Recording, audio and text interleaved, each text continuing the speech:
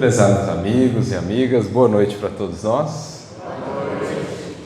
Que o Senhor nos abençoe em sua doce paz e em seu infinito amor.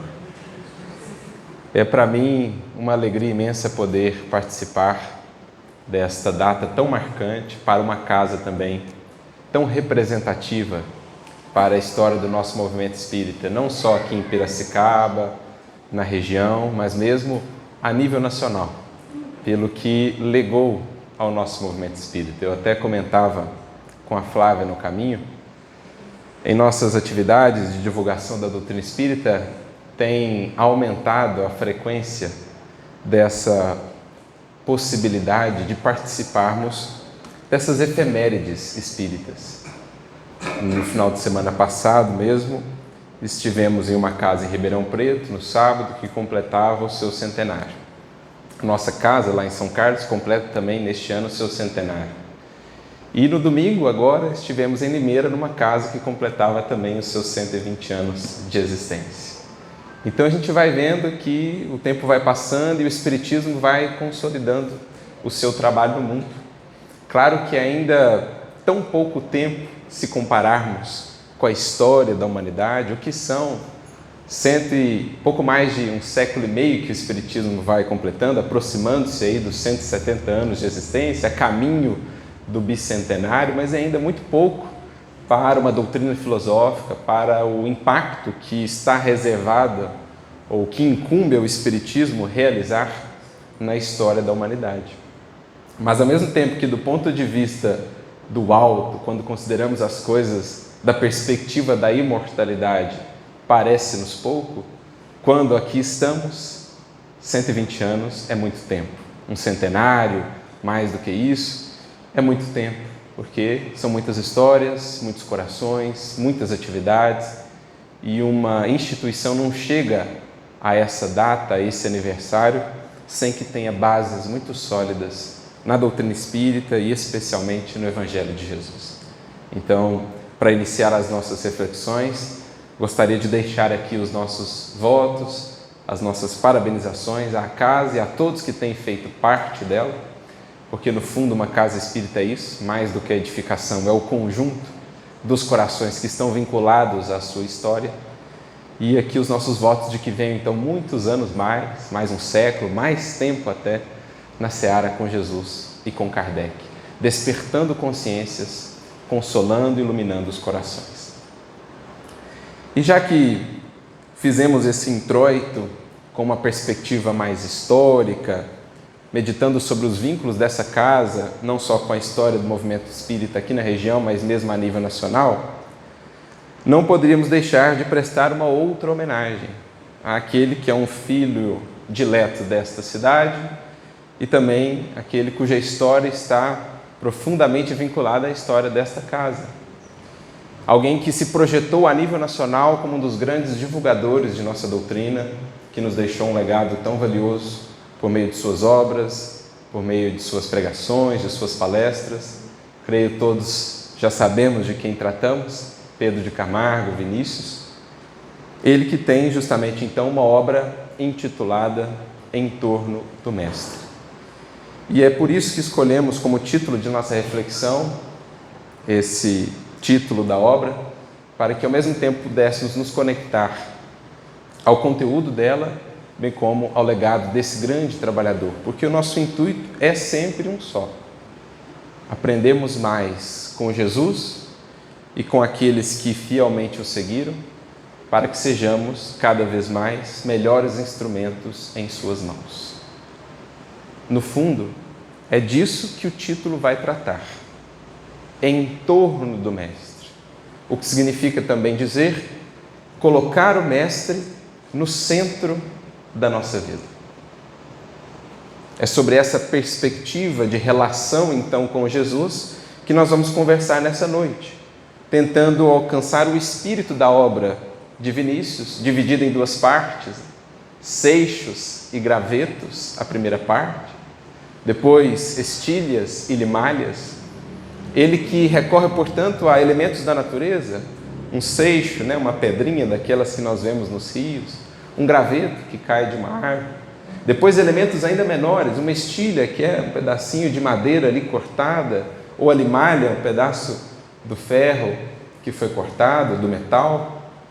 A partir desses elementos singelos, portanto, que representam as singelas reflexões que ele desejaria compartilhar conosco, ele vai nos conduzindo a esse movimento de centralização do Cristo em nossas vidas. E isso é muito importante, porque foi até e segue sendo um dos grandes objetivos do Espiritismo em vindo ao mundo, como nos definiriam os próprios Espíritos. Kardec chega a indagá-los, aos benfeitores, ali nas questões 625, 26 e 27 do Livro dos Espíritos, quando ele trata do Cristo como modelo para todos nós, ele chega a indagar nessas questões aos Espíritos nos seguintes termos: mas se Jesus já nos ensinou tudo o que há de mais fundamental em relação à lei divina, qual o vosso papel? De vós, os Espíritos. Se o que nós precisamos mesmo de mais central, de mais fundamental, está no Cristo, no seu Evangelho, na sua mensagem, qual o vosso papel? E os Espíritos dirão: Jesus falava de conformidade com os tempos e os lugares, e por isso em sua linguagem a miúde encontraremos símbolos, parábolas. O nosso papel fundamental é agora tornar acessível a todos o entendimento dessas lições, ajudando a todos nós, os que nos propomos a estudar com o Espiritismo, a desentranhar o espírito da letra, para que, uma vez captando o espírito da mensagem do Cristo, ela se conecte de fato com a nossa vida prática, comum do dia a dia. O próprio Mestre já nos havia orientado há 2000 anos. No Evangelho de João, as palavras que vos disse são espírito e são vida. E, no entanto, ao longo dos séculos, como as temos tratado, em geral, com louváveis exceções. Eram palavras até conhecidas, em muitas ocasiões decoradas. Estavam registradas em obras de arte, em nossos livros, bibliotecas, às vezes pintadas em paredes, em vestimentas, em ornamentos de que nos servíamos. Como nos diz Emmanuel, Cristo tem estado em medalhões, em efígies, em catedrais, em paredes, em templos, em ornamentos, em vestimentas. Contudo, aquelas palavras ainda não eram sentidas ou captadas por nós em espírito e em vida. Paulo chegaria a dizer na sua Epístola aos Romanos: se alguém não tem o Espírito de Cristo, se alguém não traz o Espírito de Cristo, esse tal não é dele. De modo que, ao longo dos séculos, embora tendo acessado essas palavras, tendo ouvido ou lido, vezes sem conta, esses registros a respeito de Jesus, não temos incorporado ainda o seu Espírito. Não o temos trazido para a centralidade da nossa vida, do nosso sentir, de modo que isso se traduza em todas as expressões do nosso viver. Uma das causas para isso é certamente a ignorância que trazemos conosco acerca de determinados aspectos da lei divina, das leis naturais, que nos impediam, portanto, de interpretar adequadamente aquelas lições. Mas também, como motivos para isso, encontraremos ali fartamente os interesses, as comodidades, as ilusões que comprávamos e mantínhamos a todo custo. Pois bem, a doutrina espírita surge, no dizer dos próprios espíritos, para nos dar um empurrão extra, um auxílio adicional, para que de fato consigamos entender o que ele nos disse, para que isso permeie, se entranhe na nossa vida como um todo, para que de fato vivamos e gravitemos em torno do Mestre. Então, é o que os Espíritos diziam a Kardec nas questões citadas. Nosso papel é tornar acessíveis agora essas lições, o seu entendimento, para que, acrescentam eles, ninguém mais possa pretextar ignorância. Porque por séculos a ignorância vinha sendo uma espécie de pretexto ou desculpa. Com a doutrina espírita chegamos a um tempo em que não mais. Poderão existir ainda o interesse, a vaidade, a comodidade, as fugas? Poderão. Mas não mais poderemos pretextar a ignorância. Porque o Espiritismo destrincha a mensagem de Jesus. De distante que ela estava, pela dificuldade dos textos, das parábolas, dos símbolos, ela vai se tornando cada vez mais próxima. O seu entendimento vai se tornando cada vez mais claro. E aí vamos entendendo o quanto ela é pertinente e atual. A palavra divina do Mestre no Evangelho. É o que os Espíritos iniciam juntamente com Kardec, por meio das obras básicas, de todo o material que ele nos legou, com auxílio da espiritualidade, e é o que se propuseram a fazer os que vieram na sequência, dando continuidade a esse trabalho, entre eles o nosso querido Vinícius. Porque dentro desse contexto agora de entendimento, o que será a proposta fundamental dessa obra? Em torno do Mestre. Desdobrar para nós as lições de Jesus explicadas pelo Espiritismo, para que sejam de tal modo acessíveis que sintamos-nos mais impelidos, estimulados a realmente trazer isso para o cerne da nossa vida, do nosso sentir e, por conseguinte, do nosso viver, já que sabemos que todo o manancial da nossa existência, ou todo o nosso viver, começa no manancial do sentimento. Um coração, portanto, que gravita em torno do Cristo, é um coração que seguramente está a caminho do progresso, da maneira mais segura, da maneira mais lúcida e eficaz, eficiente possível. Então esse é o nosso intuito, buscar entender esse redimensionamento que a doutrina espírita vai buscar fazer quanto ao Evangelho na nossa vida, que por muitos séculos tem estado presente, mas não com a devida importância. Um reposicionamento do Cristo em nossa vida, trazendo das posições, digamos, marginais, secundárias, só buscado quando as coisas apertam, só buscado quando temos um interesse mais imediatista, para que ele seja agora o cerne da nossa vida, o próprio manancial de onde tiramos as forças, as inspirações para tudo realizarmos, em todos os âmbitos da nossa existência.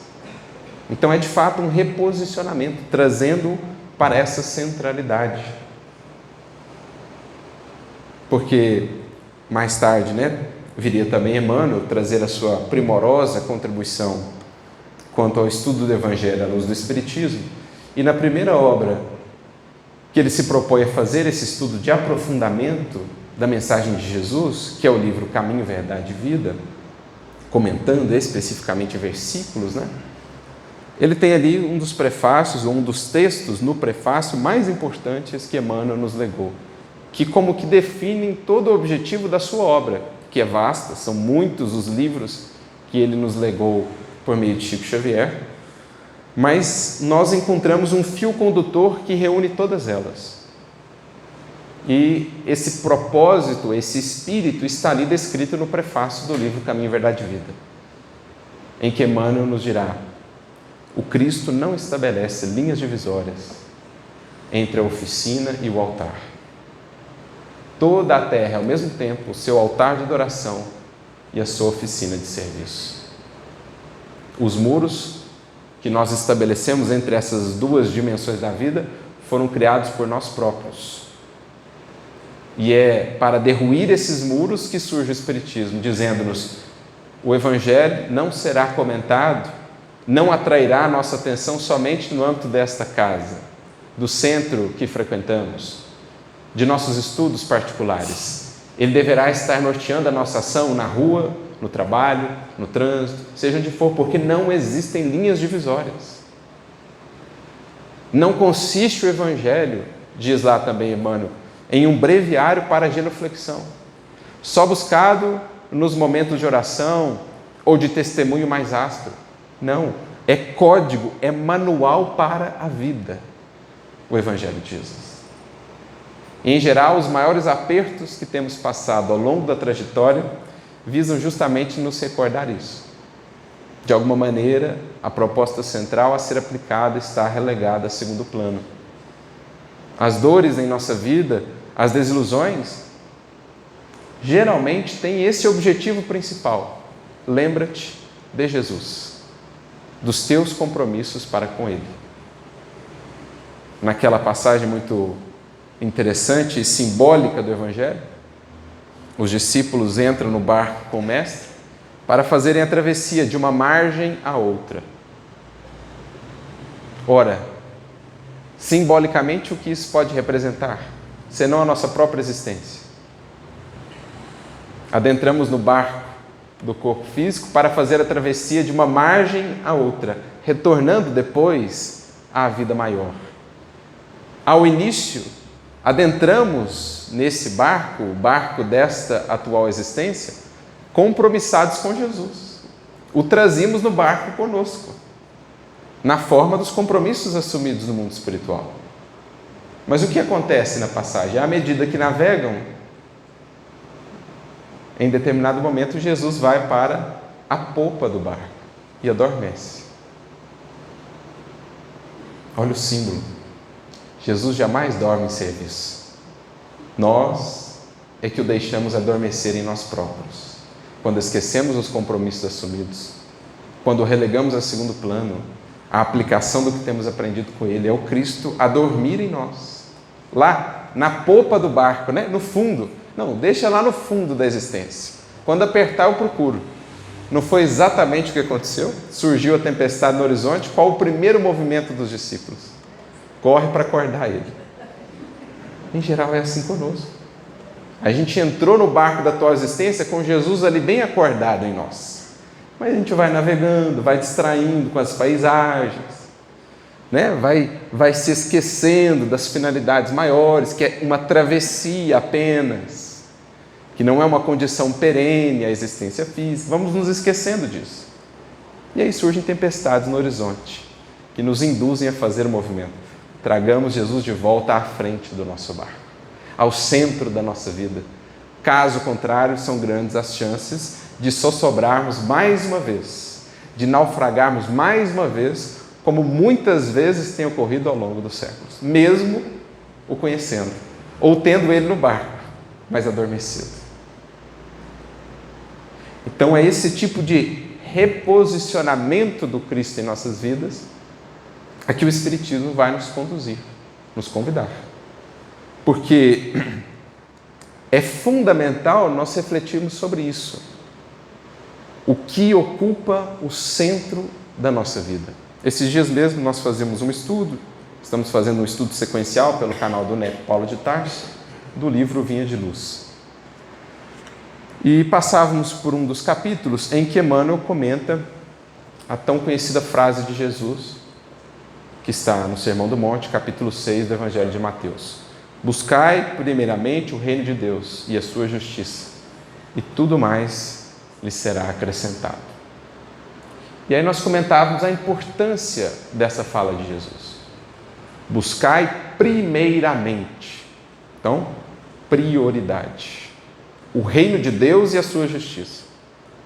Como Jesus vive integralmente a justiça divina, as suas leis, e expressa em plenitude esse reino, é o mesmo que dizer: buscai primeiramente o Cristo e as suas lições, e tudo mais lhe será acrescentado. São sinônimos, né? Falar as duas frases é a mesma coisa.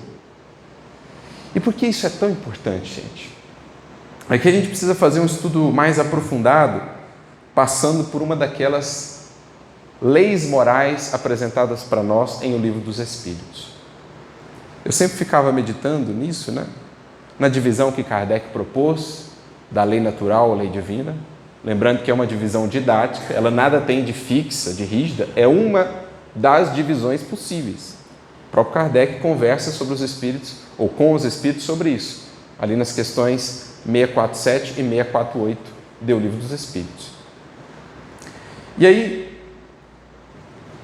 ele divide então em 10 aspectos a lei divina ou natural, ou em 10 leis morais. E eu sempre ficava pensando não só na divisão, como na ordem. E por que na ordem, a primeira delas é a lei de adoração. Aí a gente vai fazendo as amarrações, auxiliados pelo Espiritismo, por Emmanuel. A gente vai fazendo as amarrações entre as 3 etapas da revelação divina. E nós vamos notando que isso esteve em todas elas.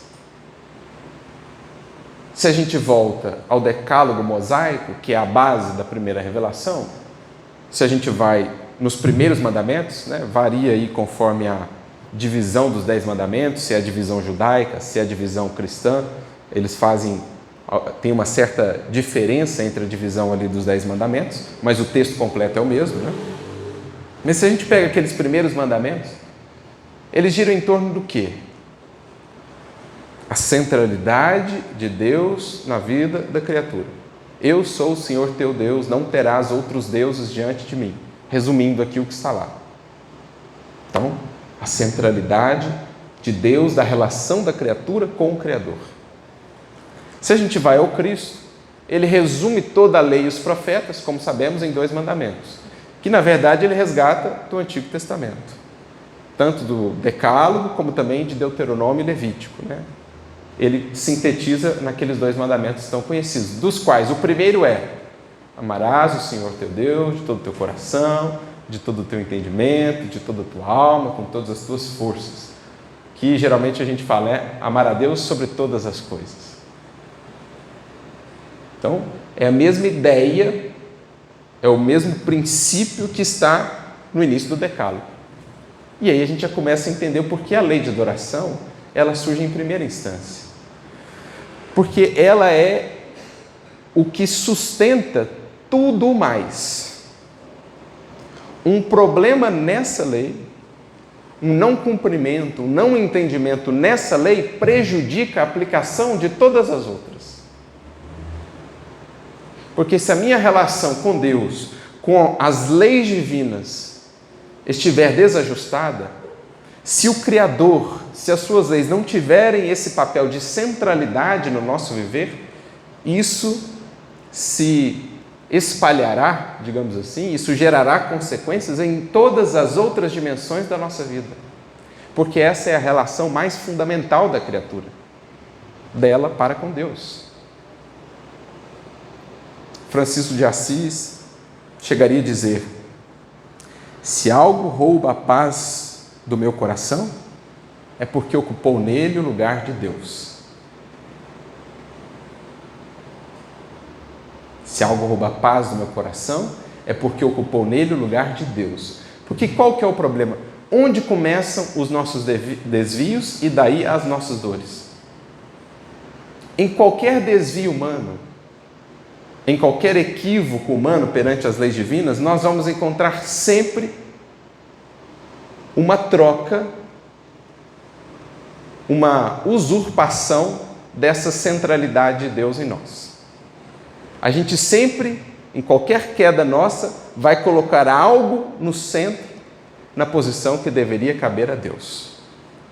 E a isso se dá um nome, que é muito tratado pelos profetas antes de Jesus, e que é justamente o antagonista, ou é a postura antagonista da lei de adoração bem vivida e aplicada. O nome disso é idolatria. Quando eu coloco outras coisas na minha vida numa posição mais importante do que Deus, do que as suas leis, do que a vivência das lições de Jesus, que são a expressão máxima dessas leis para nós. Então a gente pode pegar qualquer desvio humano, pega a corrupção. No fundo, o que é a corrupção? É a criatura que colocou um outro Deus, no caso o dinheiro, por exemplo, que ela adora acima do Criador. E aí, para conseguir aquilo, ela viola as leis divinas para cultuar aquele Deus o qual ela serve, a quem ela serve. Qualquer desvio humano, a gente pode analisar e no fundo nós vamos encontrar um processo de idolatria.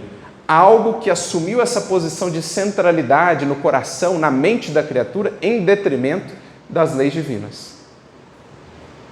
Às vezes, o Deus que estará ali no lugar do Deus verdadeiro será o Deus do poder, às vezes será o Deus do prazer, às vezes o Deus do dinheiro, Mamon. A criatura vai adorando a outros deuses. Às vezes, esse Deus que está ali no centro é ela própria. E a isso nós damos um nome bem conhecido para nós espíritas. Como é que chama o culto do eu? Egolatria ou egoísmo.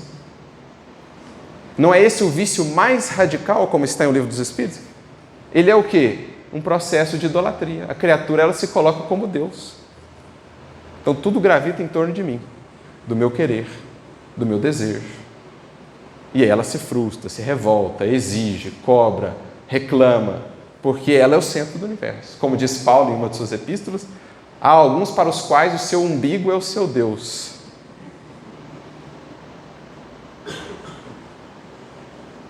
Então, vejamos a importância disso aqui. Lei de adoração, portanto, ela é a primeira porque ela diz respeito a essa ordenação adequada do sentimento da criatura. O que ela coloca no centro da sua existência. Se for o reino de Deus e a sua justiça, ela estará no caminho equilibrado do progredir. Se não for, existirá sempre algum nível de desvio e, por consequência, de infelicidade, de prisão, de estagnação, porque ela fica gravitando em torno de algo que aprende, não que a faz ascender e progredir.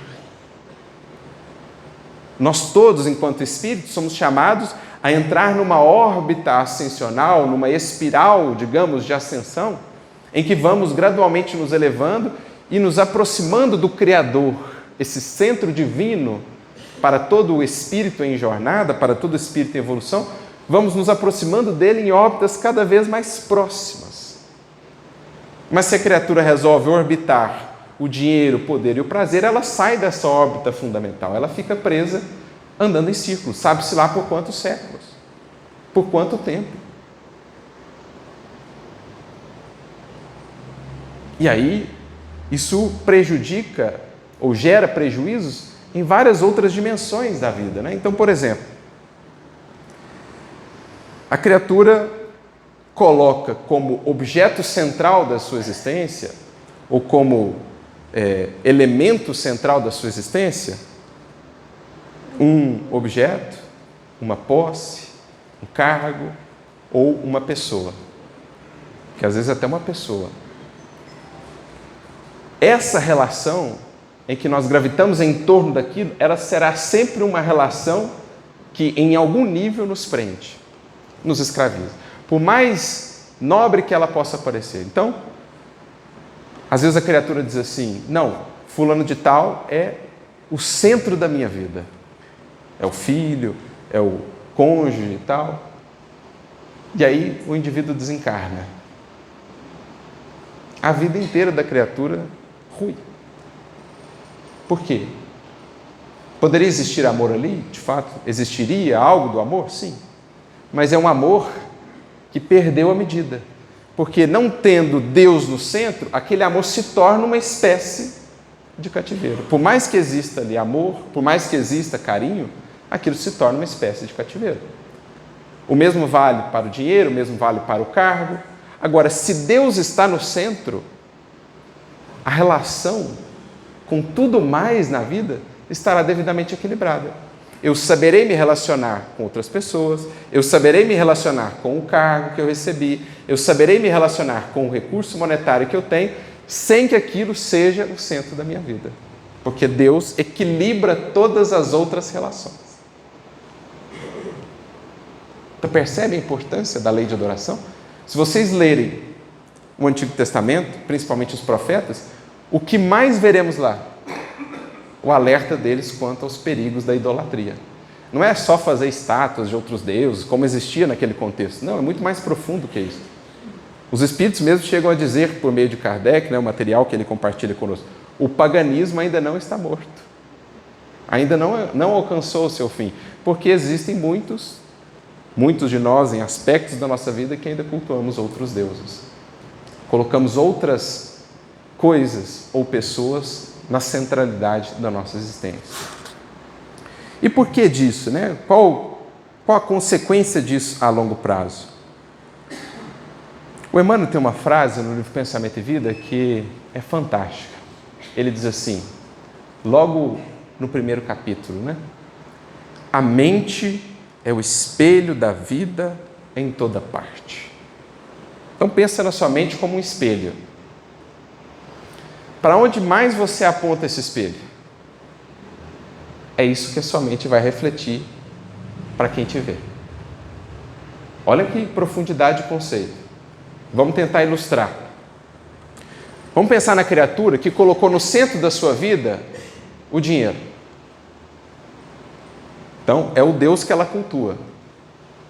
Isso significa dizer que ela gravita em torno daquilo. A mente dela está sempre voltada para aquilo.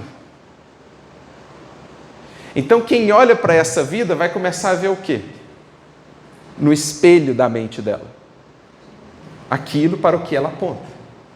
Então, você vai conversar com a criatura, logo você percebe o que ela cultua.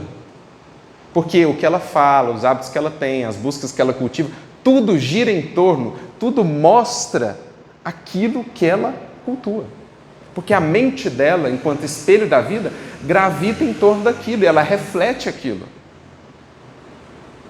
Como o Sol, imaginemos aqui, o sistema planetário, ele emite a sua luz e a face dos planetas que apontam para ele vão refletir essa luz oriunda dele.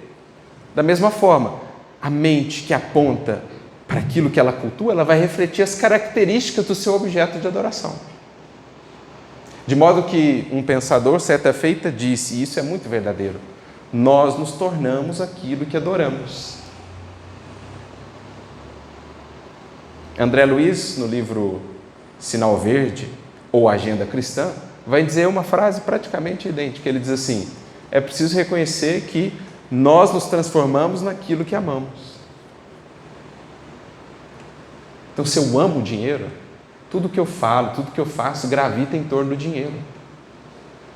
A pessoa que interage comigo, em alguns minutos de conversa, ela consegue notar, fazer a leitura. A criatura está gravitando em torno do dinheiro. Ou a criatura está gravitando em torno do sexo. A criatura está gravitando em torno do poder, da fama. Agora, olha a importância. Se nós nos tornamos aquilo que adoramos, se nós colocarmos Deus no centro e as suas leis, o que nós tornamos? O que nos tornamos? Divinos. Entende por que Jesus pode dizer, sem qualquer pretensão, eu e o Pai somos um? A gente chegou a conceber que ele era o próprio Deus, mas não é essa a ideia. É que a mente dele está tão voltada para Deus, Deus está tão no centro da vida de um Cristo, que tudo que ele reflete é divino, é luz divina, porque Deus é o seu sol. Ele gravita em torno do Criador e das suas leis. Então ele é a imagem do Criador. Por isso Paulo diria, na sua epístola aos Colossenses, ele é a imagem do Deus invisível. Por que Jesus nos encanta e nos fascina tanto? Porque nele nós vemos algo do Criador. É o espelho mais límpido que já refletiu para nós a luz, a beleza, a grandeza de Deus, do Criador. Por isso, Kardec chega a dizer no livro A Gênese, era ele o médium de Deus. Um Cristo, para nós na doutrina espírita, é isso. Um espírito cuja mente já está de tal modo a gravitar em torno da luz divina, que tudo que ele fala, tudo o que ele faz, reflete diretamente o pensamento de Deus. Porque esse, no fundo, é o objetivo maior de todos nós. O mesmo apóstolo Paulo, que compreendia esses conceitos já há 2000 anos, volta depois na doutrina espírita e no livro dos Espíritos, questão 1009, começa a resposta sobre a questão da eternidade das penas. Ele começa dizendo assim, olha que síntese maravilhosa, que tem tudo a ver com em torno do Mestre. Ele diz: gravitar para a unidade divina, eis o fim da humanidade. Para onde nós estamos indo, gente? Qual que é o fim de tudo isso? Gravitar em torno de Deus. O que para nós, por ora, tão distantes do Criador, da compreensão da natureza do Criador, por ora, nós precisamos recorrer ao espelho. Portanto, para nós, por ora, qual que é o nosso objetivo maior? Gravitar em torno daquele que reflete para nós a unidade divina. Gravitar em torno do Mestre. Eis o objetivo para todos nós. Porque Paulo também disse, na sua primeira carta aos Coríntios, por ora, vemos em espelho e enigma, mas um dia veremos face a face. Não temos por ora condições de abordar Deus, a não ser pelas vias do intelecto e da sensibilidade do coração. Então recorremos àquele que é o espelho mais límpido, mais fidedigno do Criador, Jesus. Gravitar, portanto, em torno dele, fazendo a devida escolha do que colocamos no centro da nossa vida, porque isso é uma escolha. E não dá para colocar duas coisas no centro ao mesmo tempo. Vamos interagir com muitas coisas no mundo, fazer muitas coisas, mas o centro da nossa vida tem que ser ocupado por uma coisa só. Jesus disse-nos no Evangelho: não se pode servir a Deus e a Mamon. Ou se serve a um, ou se serve a outro. Muitas das nossas dificuldades, das nossas hesitações, dos nossos tropeços, nascem justamente do fato de não conseguirmos escolher quem a gente quer colocar no centro. Eu quero adorar a Deus, mas não quero deixar de adorar a mim mesmo. Eu quero adorar a Deus, mas não quero renovar a minha relação com o Deus dinheiro, com o Deus prazer, com o Deus poder, que ainda centralizam os meus interesses, polarizam a minha mente. E aí a bússola do coração fica perdida. É o que Emmanuel comenta, nessa mensagem do livro Vinha de Luz que nós mencionávamos, em que ele trata do versículo: buscai primeiramente o reino de Deus. Se não me falha a memória, é ali o capítulo 17 ou 18 da obra. Então a gente fez toda essa análise sobre a lei de adoração para tentarmos alcançar a dimensão do que está num título como esse, em torno do Mestre, e no que ele se propõe a desenvolver ao longo da obra. Qual é o objetivo de Vinícius? Traduzir o Evangelho, claro, amparado, trazendo em conjunto o que o Espiritismo traz, traduzir isso para nós de maneira palpável, para que a partir dos entendimentos, das reflexões que brotam da leitura da obra, a gente consiga entender isso. Eu preciso trazer o Cristo para o centro da minha vida. Viver de tal modo que a minha mente, portanto, o meu sentir, o meu pensar, gravitem cada vez mais em órbitas mais próximas, mais íntimas do Sol que é Jesus, para todos os espíritos que evoluímos na Terra. Nossa órbita deve estar estabelecida em torno dele. Porque aí, em fazendo isso, tudo mais vai se ajustando. Nossa relação para com outras pessoas, sejam as relações de afinidade, sejam as relações onde falta afinidade. Porque se eu não tenho essa centralidade, se eu não tenho essa relação com Deus, com o Cristo bem equilibrada, todas as minhas outras relações sofrerão. O amor poderá se descambar se desajustar, por exemplo, para a posse, para o ciúme, para o apego excessivo, como aquelas relações onde falta sintonia poderão raiar para a indiferença, para o desprezo, que são excessos a serem evitados. Mas se a relação com o divino estiver equilibrada, na relação com aqueles que amo, também existirá o equilíbrio. Não posse, não possessividade, mas um amor puro, cada vez mais puro, fraterno, que liberta, que incentiva a melhor parte, que não prende. E em relação àqueles com os quais ainda tenho desafetos, terei um olhar mais compreensivo, um sentimento mais indulgente, tudo amparados por essa relação que vamos estabelecendo com Jesus. Mas para aprofundarmos essa relação, o primeiro passo é entender o que ele nos disse. Como diz a Flavinha mesmo, tantas vezes em nossos estudos, nós o categorizamos como mestre, como modelo. Mas quantos conhecemos a fundo o que o mestre nos disse? Quais de fato são as suas lições? O Evangelho segundo o Espiritismo é uma obra magnífica naquilo que Kardec nos traz, explicando as lições do mestre com o auxílio dos Espíritos. Mas não estão ali todas as lições de Jesus. Muitas das mais belas do Evangelho não houve tempo, não coube no escopo da obra estarem ali. E a gente vai menosprezá-las. A parábola de um filho pródigo, por exemplo. Entre outras tantas belíssimas.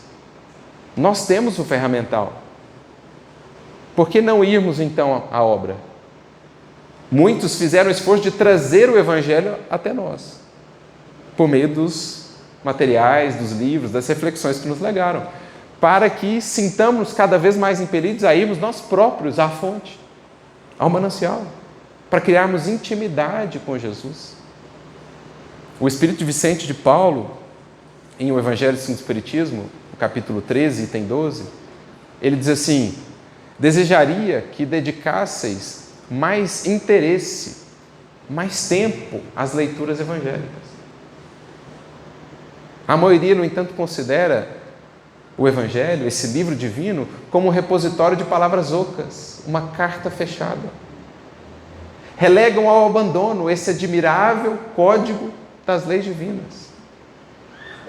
E aí ele traz uma frase que é forte. Ele diz assim: vossos males provêm todos do abandono voluntário a que relegais esse resumo das leis divinas.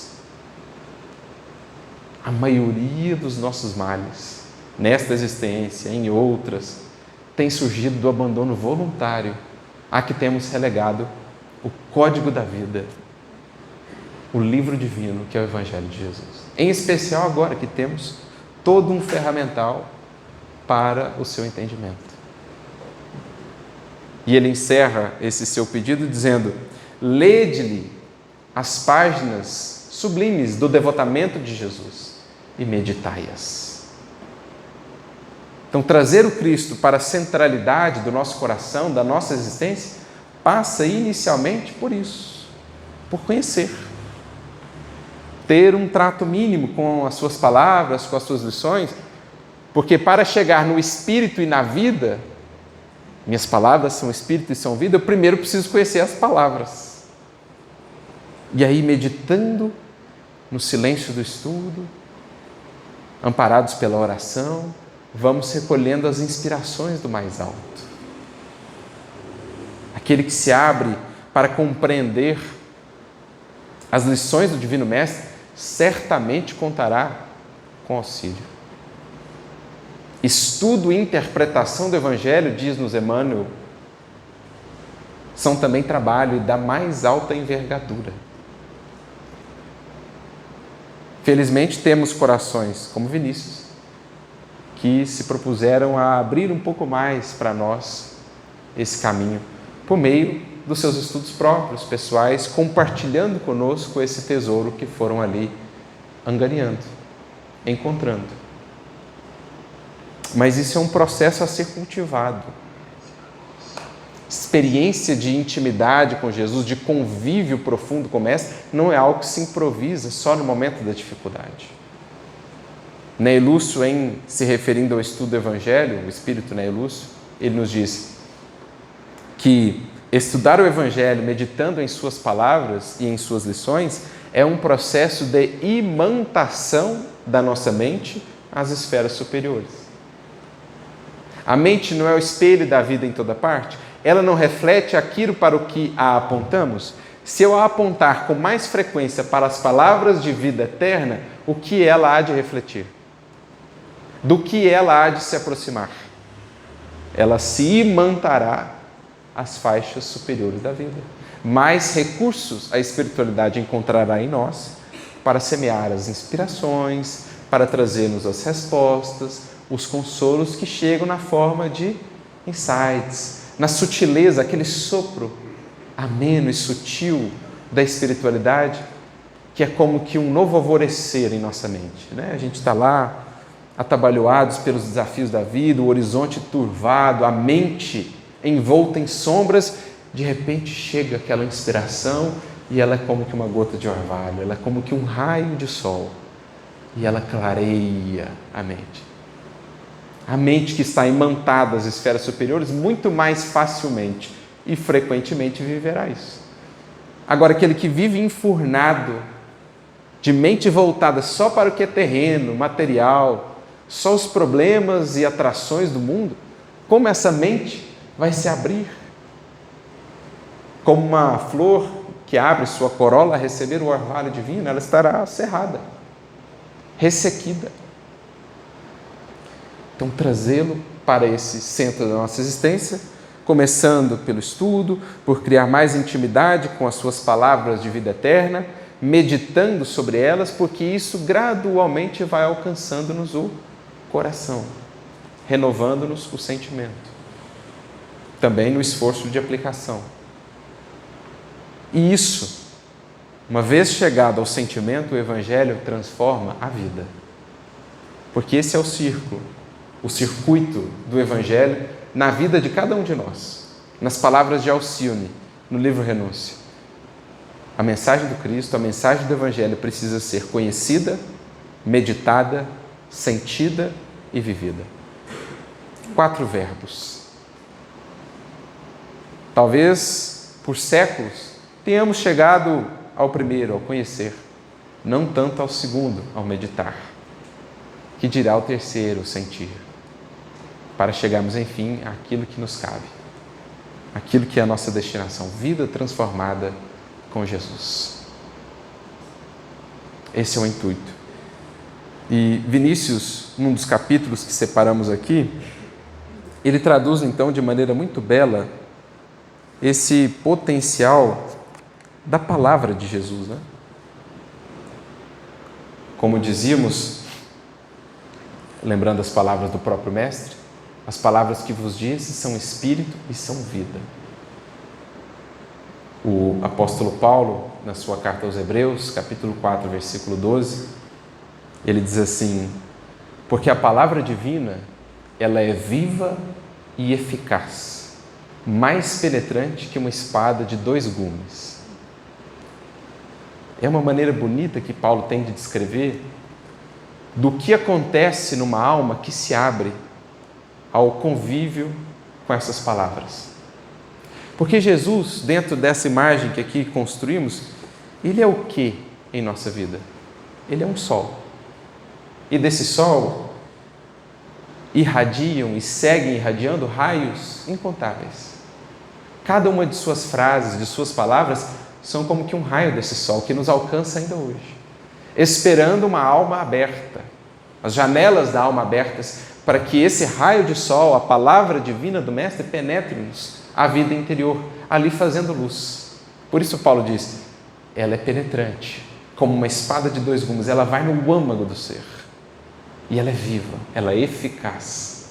A alma que se abre ao trabalho da palavra de Jesus dentro dela, das lições de Jesus dentro dela, ela se surpreenderá dia após dia com o poder transformador que essas palavras possuem.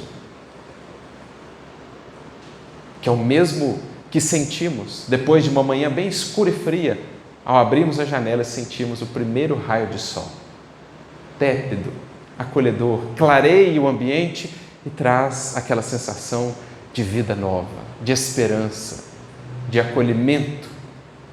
Assim a alma que se abre ao Cristo, o sol da vida moral neste mundo. Estar em torno do Mestre é, portanto, gravitarmos em torno desse sol, convivendo dia a dia com os raios que chegam dele até nós, suas palavras, suas inspirações, suas lições. E aqui, nesse capítulo que abre a segunda parte da obra, intitulado A Palavra de Jesus, Vinícius, então, nos dirá: como é bela, Jesus, a tua palavra. Como é encantadora e persuasiva, deliciosa e convincente. Felizes as almas que elegem o Cristo como centro de suas vidas, que já o encontraram como o sol de seus caminhos, como Saulo fez às portas de Damasco. Do mundo escuro, cinzento em que ele vivia, eis que nova luz se fez. A esperança voltou a habitar em seu coração. Com ela, a paz, a serenidade, os estímulos, os horizontes que se abrem quando o sol brilha em nossos caminhos. Assim, uma vida que se aproxima de Jesus, que passa a gravitar em torno dele. Tua palavra, Senhor, prossegue Vinícius, consolida a razão e sensibiliza o coração, fala à mente e fala ao sentimento.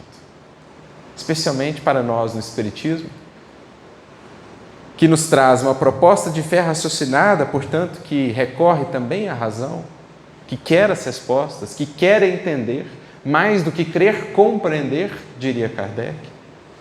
Isso o Espiritismo nos ajuda, nos traz, mas ele não abandona o aspecto da fé que diz respeito ao sentimento. Não podemos jamais resumir a fé a mero raciocínio. Fé, acima de tudo, é também sentimento, mas que anda de mãos dadas com a razão. Muito se fala em nosso movimento, diz-nos Emmanuel, de uma fé raciocinada, mas às vezes nos esquecemos de falar de uma razão iluminada. O Evangelho responde a ambos. Houve um tempo em que, pela ausência de compreensão de determinados fatores, aspectos da lei divina, o Evangelho se nos parecia assim impenetrável, até contraditório. A interpretação era difícil, algumas palavras de Jesus pareciam não fazer sentido. Então, o coração era consolado, mas a razão ficava ainda em dúvida. Mas por que Jesus falou isso? Não parece fazer sentido, não parece que é assim. Veio o Espiritismo complementar o que faltava, como era a promessa a respeito do Consolador, para que agora sim, ao lermos o Evangelho, não só o sintamos, no âmbito da consolação, da esperança que ele nos traz, mas para que o entendamos e vejamos como é sábia e justa, perfeita a lei divina. Ela diz tudo, né? A palavra do Mestre, tudo esclarece. Não há mistério que não revele, nem problema que não solucione. Então, há muitas coisas em nós que são para nós mesmos um mistério. O que o Evangelho vai fazer?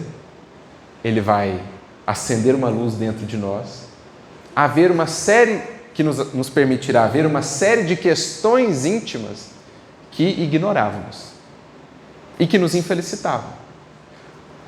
O que eu quero dizer com isso? O Evangelho vai arrumar para nós um monte de problema.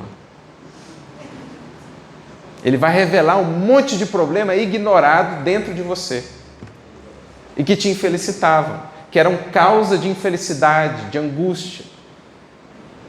Mas aquilo era um mistério para você. Por que eu sofro tanto? Por que isso? O Evangelho vai acender uma luz. Está vendo isso aqui? Está vendo essa postura aqui? Está vendo isso aqui que você está carregando aí dentro? Mas da mesma forma que ele revela os problemas, ele ajuda a solucioná-los. Então, não há mistério que ele não revele, como não há problema que ele não solucione. Porque ele vai nos ajudar a ver no próprio problema um caminho de solução. Deus não nos envia problemas de que não estejamos necessitados, diz-nos Emmanuel. É o que o Evangelho vai nos mostrando. Por isso João tem uma imagem interessante, do Evangelho, que eu acho bastante emblemática e ilustrativa, no livro de Apocalipse, capítulo 10, versículo 10. Ele fala que recebeu de um anjo um livrinho, e ele comeu esse livrinho, e na boca o livrinho era doce como mel, mas no ventre era amargo. Eis o Evangelho. Doce como mel, mas na medida que você vai digerindo, é amargo também. Mas o bom amargo, curativo, o remédio.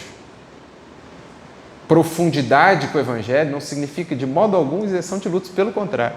As lutas serão maiores, mas agora portas adentro de ti mesmo. Mas são lutas que precisamos travar, sem as quais não nos libertaremos de nós mesmos. Não seremos livres sem vencermos a luta contra as nossas paixões, contra as nossas acomodações, contra os nossos vícios. Não há refolhos, nem escaninhos ocultos nos meandros da alma que ela não penetre.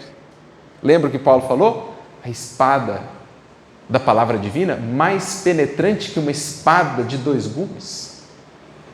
O Evangelho vai e vai fundo, onde você não queria que ele chegasse, ele vai.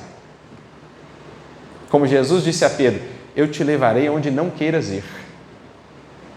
Aquela questãozinha lá que você faz um esforço danado por esconder dentro de você, eu vou lá com você. Eu vou te levar até lá. O Evangelho projeta a luz lá, vamos lá resolver. Não há labirintos e dédalos misteriosos da consciência humana que ela não percorra, deixando após uma esteira luminosa. Porque a ideia é essa, é trazer a luz, para que de fato exista luz em nós. Não era o brilho do intelecto, mas luz espiritual, luz do espírito desperto, consciente, renovado. Então não é acender só para ver a bagunça que está, é acender para arrumar e ficar belo, luminoso. Tua palavra, Senhor, é a maior das maravilhas. Tem encantos e magia que se não descreve na linguagem dos homens. É bálsamo que mitiga as dores, é luz que aclara o entendimento, é força que reanima, é vida que rejuvenesce.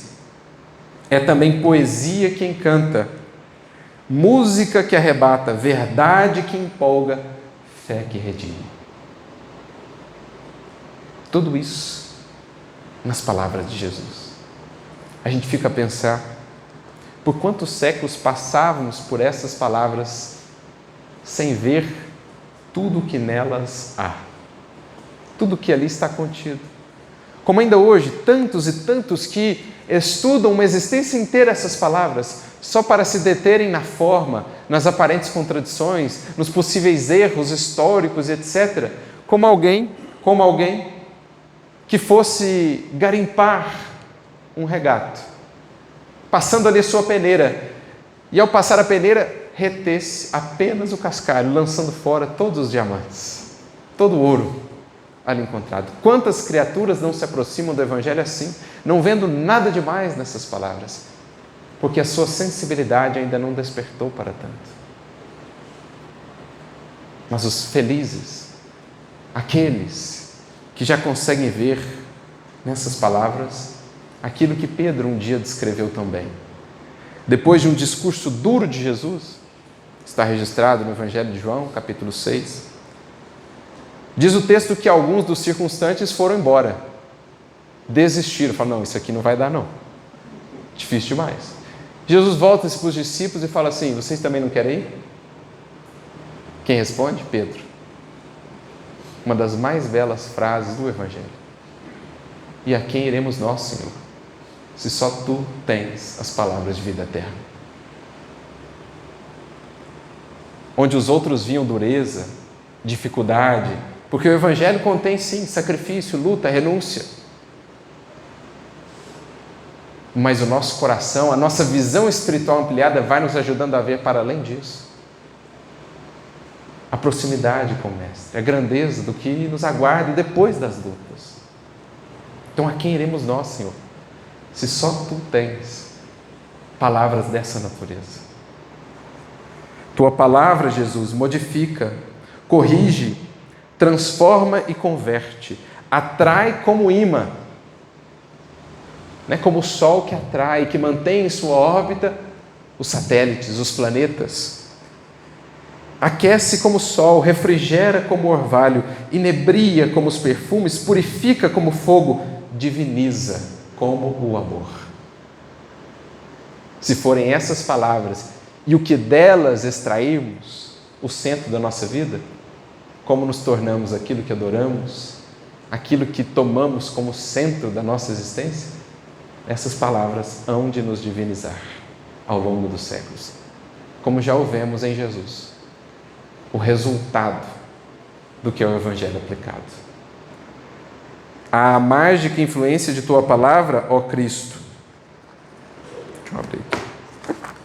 A mágica influência de Tua palavra, ó Cristo, converte-se a fraqueza de Simão na coragem heróica de Pedro, a sordidez do publicano na generosidade de Zaqueu, a volúpia de Madalena no sublime e incomparável idealismo da arrependida, o fanatismo feroz de Saulo no liberalismo e abnegação de Paulo.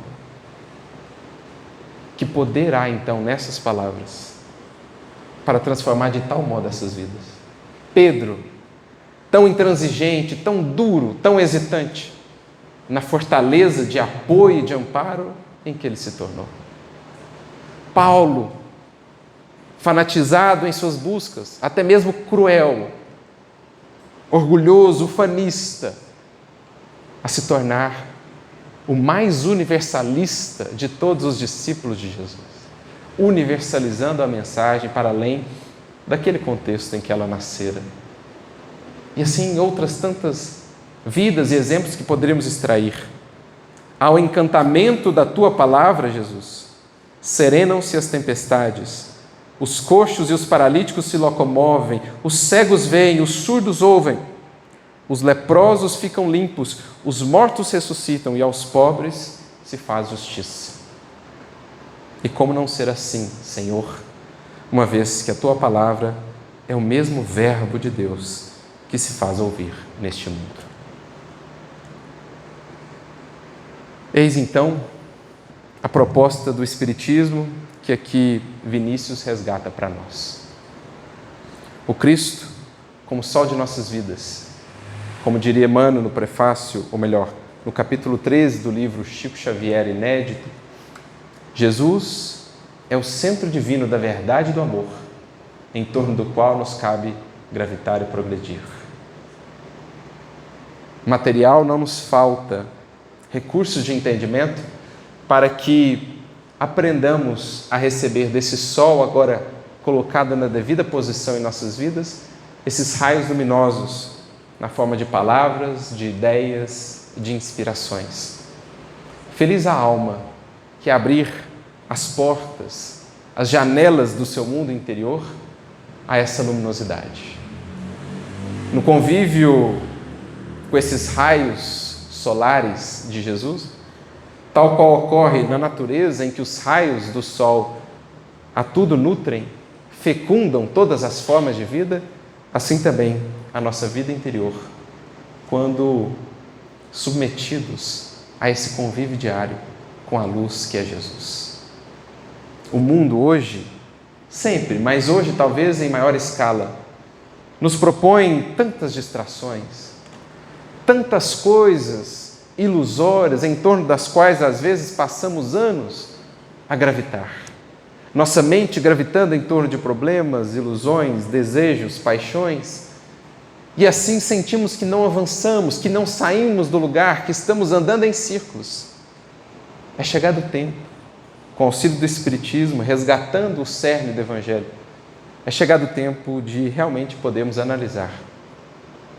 Estamos a buscar, acima de tudo, o reino de Deus e a sua justiça? A lição de Jesus, bem como as suas palavras, porque a promessa está lá, e nenhuma promessa do Cristo é em vão. Quem assim fizer, quem buscar o Cristo, gravitar em torno do Mestre, a esse alguém, tudo mais lhe será acrescentado. Tudo em sua existência, em sua jornada, entrará no devido lugar. Mas essa é uma escolha que compete a cada espírito. No fundamento da lei divina, dessa lei de adoração, a mais básica de todas elas, sem esse ajuste de rota, de foco, de ênfase na nossa vida, poderemos seguir conhecendo a Jesus, tendo ouvido falar dele, trazendo-o em nosso carro, em nossa biblioteca, em nossas vestimentas, em algum ornamento, ou mesmo no rótulo que carregamos de cristãos.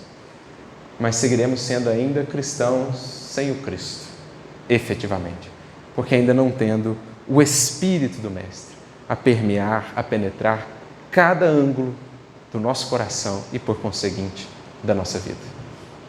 Elejamos o Mestre como o sol de nossos destinos. E o que haveremos de encontrar? Luz crescente. Luz cada vez mais bela a aclarar para nós a beleza do que nos espera a todos, filhos de Deus, destinados à perfeição. Que Jesus a todos nos abençoe, meus amigos. Que sintamos os raios desse sol ainda a nos alcançar por meio das palavras diretas do Mestre ou daqueles que falaram sobre ele. Não percamos a oportunidade de nos deixarmos fecundar por esses raios divinos, para que a nossa vida, onde estivermos com ele, floresça e frutifique. Para que possamos ofertar, então, no jardim da vida, o perfume do Cristo, os frutos do Evangelho em nós. Muita luz a todos.